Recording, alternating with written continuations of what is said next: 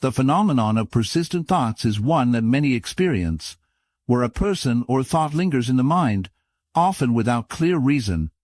In Zen and Buddhist teachings, this is not seen as a random occurrence, but as a meaningful event tied to deeper concepts like karma and attachment. These teachings suggest that when someone stays on our mind, it is usually because of unresolved emotional ties or karmic connections, which manifest in our consciousness. These thoughts may stem from actions, emotions, or interactions we haven't fully processed, and they may persist until we acknowledge the lessons they bring. Zen and Buddhism provide a framework to understand these persistent thoughts, teaching that they are not burdens but opportunities for self-reflection and growth. By exploring the nature of karma and attachment, we can gain insight into why certain individuals or thoughts remain with us, offering the chance to find peace and clarity. As we move forward, it is essential to recognize these thoughts not as disturbances but as invitations to learn more about our emotional and spiritual state, creating space for introspection and personal development. Karma and unfinished lessons. Karma, in the Buddhist context, is the law of cause and effect, which dictates that every action, thought, and intention generates a ripple that returns to the individual. This fundamental principle suggests that everything we put into the world, whether positive or negative, creates a karmic connection that can affect our present and future. When someone or something repeatedly occupies our mind, it is often a result of unresolved karma, an unresolved emotional or spiritual connection that remains unfinished. Unresolved karma manifests in persistent thoughts as a subtle yet powerful force, drawing us back to past events, people, or emotions. These thoughts are not random. They are a call for introspection and resolution. In Zen teachings, the concept of unfinished lessons is central to understanding this phenomenon. Just as a bell sound lingers after it is struck, unresolved karma continues to echo in our consciousness. The story of the monk and the traveler is a poignant illustration of how unresolved karma operates in our lives. In a quiet monastery nestled amid serene mountains, a young monk was haunted by recurring thoughts of a traveler he had met briefly on his path. The meeting had been brief and ordinary, just a few exchanged words and a shared meal, but the traveler's face lingered in the monk's mind, refusing to fade.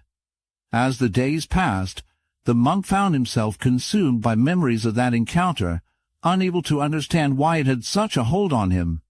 One day, his master noticed the monk's distracted demeanor and asked him, "What burdens your thoughts?" The monk confessed that he could not stop thinking about the traveler he had met. Despite the encounter being fleeting, the traveler's presence seemed to haunt him. His master then shared a story. When a bell rings, the sound lingers in the air long after the strike. Sometimes what lingers is not the sound itself, but what it awakens within us. This moment of reflection led the monk to realize that his unfinished lesson was tied to the traveler's emotional state. He had sensed something troubled in the traveler, yet he had not acted on his intuition to offer help. The master's words, "Karma is not just about what we do, it is also about what we leave undone," served as a reminder that unresolved feelings and actions, or the lack of them, continue to affect us. This karmic connection, born from unfinished emotional exchanges, kept the traveler in the monk's thoughts as an invitation to act with compassion. It was not about seeking the traveler out again, but about addressing the lesson within himself, understanding compassion not just as a thought, but as a call to action.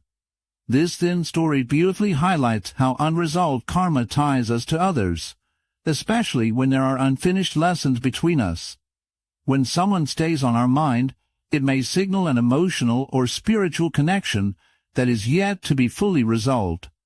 Rather than ignoring these persistent thoughts, Zen wisdom encourages us to approach them mindfully. Instead of resisting, we are invited to sit with these thoughts, observe them without judgment, and seek out the lesson hidden within.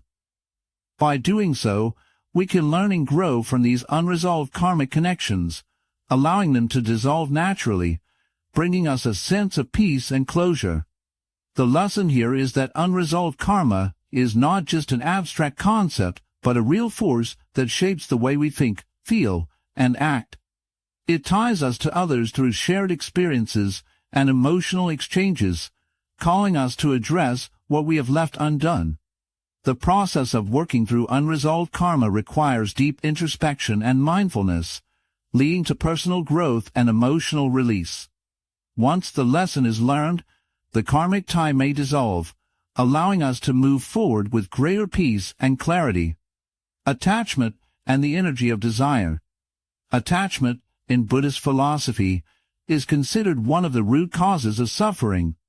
It arises from the deep emotional ties we form with people, objects, or ideas, and it often manifests as a persistent desire. This desire, fueled by our longing for connection, validation, or closure, creates a cycle of mental loops that keep the object of our attachment constantly in our thoughts. We find ourselves fixated on certain individuals, experiences, or desires, unable to release them, as they occupy a significant part of our mental landscape. The nature of attachment is inherently tied to our desires. According to Buddhist teachings, desire is not inherently bad, but when it becomes attachment, it leads to suffering. The more we crave something or someone, the more we tie ourselves to them, and the harder it becomes to let go. Attachment traps us in a cycle where the more we hold on, the more we are dragged by it, like holding on to a rope tied to a moving cart. The tighter we grip, the more we are pulled along by it. It is through releasing this attachment that we can find freedom from our mental loops. A Zen story beautifully illustrates the impact of attachment and desire. There was once a man who lived by a river, enjoying the peaceful flow of the water each day. One day, he noticed something glimmering at the river's bottom, a piece of gold. The sight of it consumed him entirely. Day after day, he would sit by the river, staring at the water, unable to think of anything else. His attachment to the idea of obtaining the gold occupied his every thought, and he abandoned his work, his friends, and his daily life to pursue it. A passerby, seeing his obsessive focus, asked, "Why do you sit here every day?" The man replied, "There is gold at the bottom of the river, and I cannot rest until I have it." The passerby, seeing the futility of the man's attachment, laughed and said, "Foolish man! The gold is not in the river, but in your mind. It is your desire that keeps you trapped, not the treasure." This story exemplifies how attachment and desire keep us trapped in mental loops, constantly preoccupying our thoughts. When we become fixated on someone or something, whether it's love, closure, or unresolved conflict, we are not necessarily obsessed with the object itself, but with the desire it represents. Zen teachings encourage us to recognize that true freedom lies not in obtaining what we desire, but in releasing the attachment itself. By doing so, we break free from the cycle of longing and suffering, allowing us to find peace. To practice detachment, Zen offers several tools, including meditation practices like Chikantaza, or just sitting. This practice encourages us to sit quietly, observe our thoughts, and let them pass like clouds in the sky. By observing our thoughts without attaching to them, we begin to create space for peace and stillness in our minds.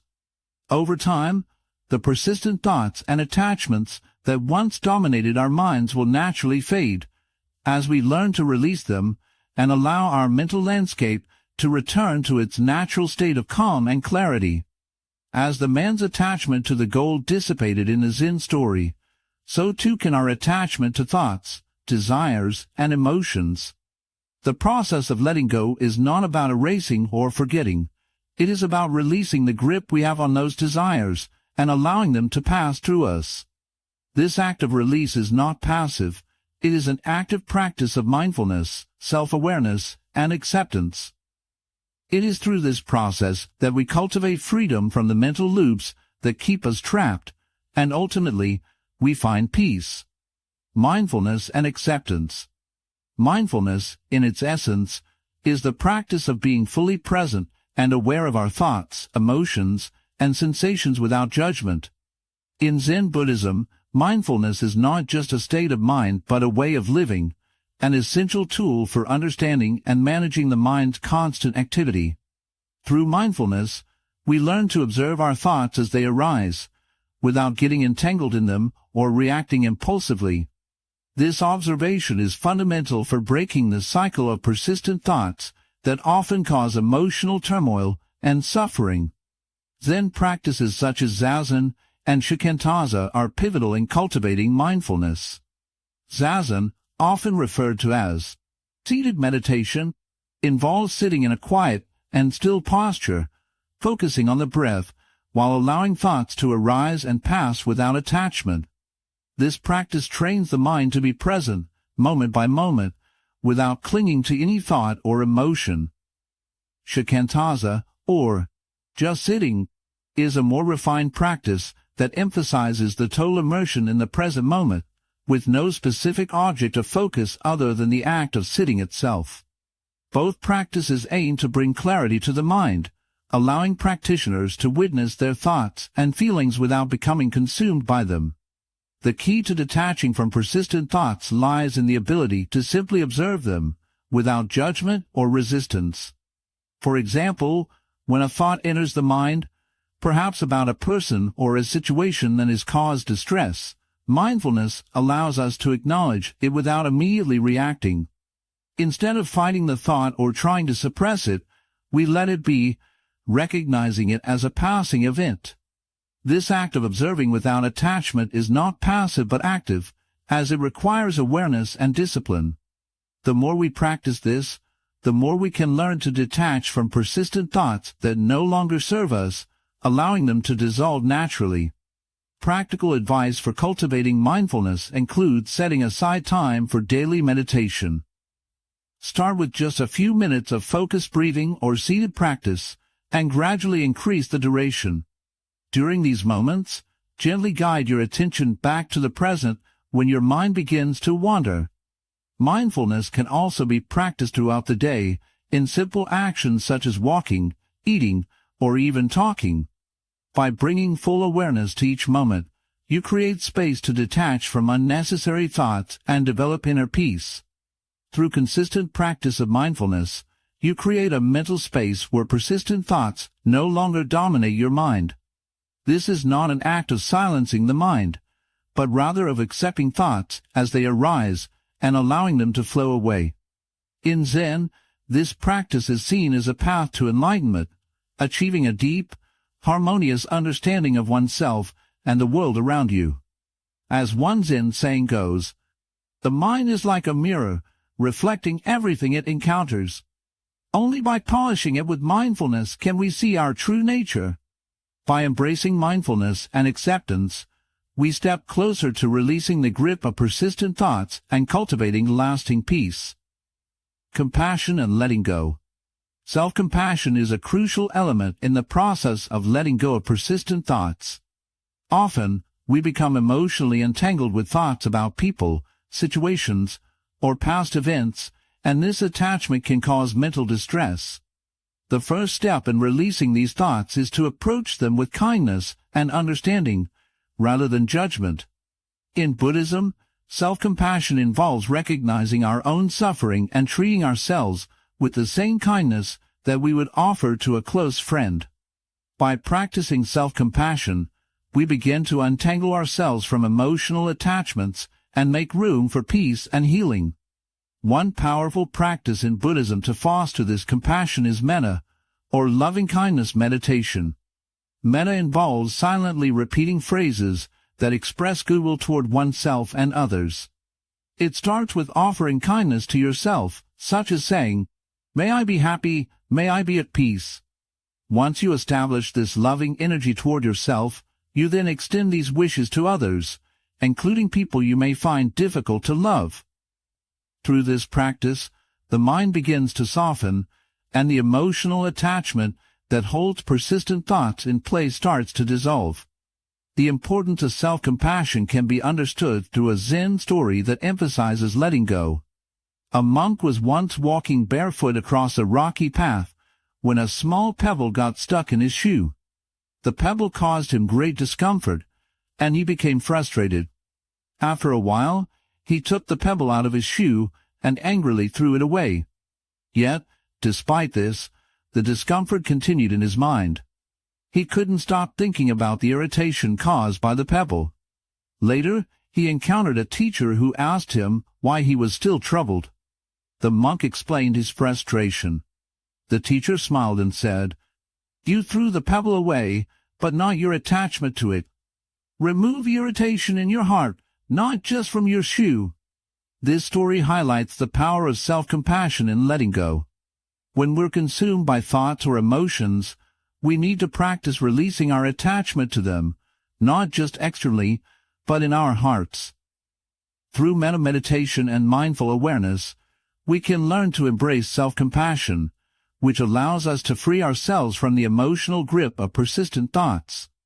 This process, though gradual, creates the space for inner peace to emerge. By practicing self-compassion, we no longer need to hold on to past grievances or future anxieties. Instead, we embrace the present moment with kindness and clarity. In Zen, this is the path toward true freedom, letting go of what no longer serves us, and accepting the natural flow of life as it unfolds. With regular practice of self-compassion and meditation, we gradually transform our inner world, allowing our thoughts to pass freely, like clouds drifting across the sky. The role of Zen in thought management. Zen practices offer a profound approach to managing persistent thoughts by cultivating inner peace and emotional clarity. Through teachings like acceptance, mindfulness, and compassion, Zen helps us detach from the constant barrage of thoughts that often cloud our minds. Acceptance allows us to embrace the present moment without judgment, while mindfulness enables us to observe our thoughts without becoming overwhelmed by them.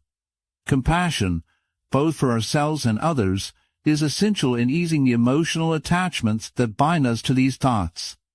At the heart of Zen is the understanding that peace comes not by silencing the mind, but by harmonizing with its natural flow. When we let go of our mental attachments, whether to past events or people, only then can we experience true emotional freedom. By practicing Zen, we learn to accept the impermanence of all things, including our thoughts. Letting go becomes not an act of resistance, but one of surrender, allowing us to flow through life with greater clarity and peace. Ultimately, Zen teaches that peace is found when we no longer cling to the transit thoughts that occupy our minds. This practice of letting go leads to a deep, abiding inner peace, where the mind, like a still pond, reflects the clarity of the present moment.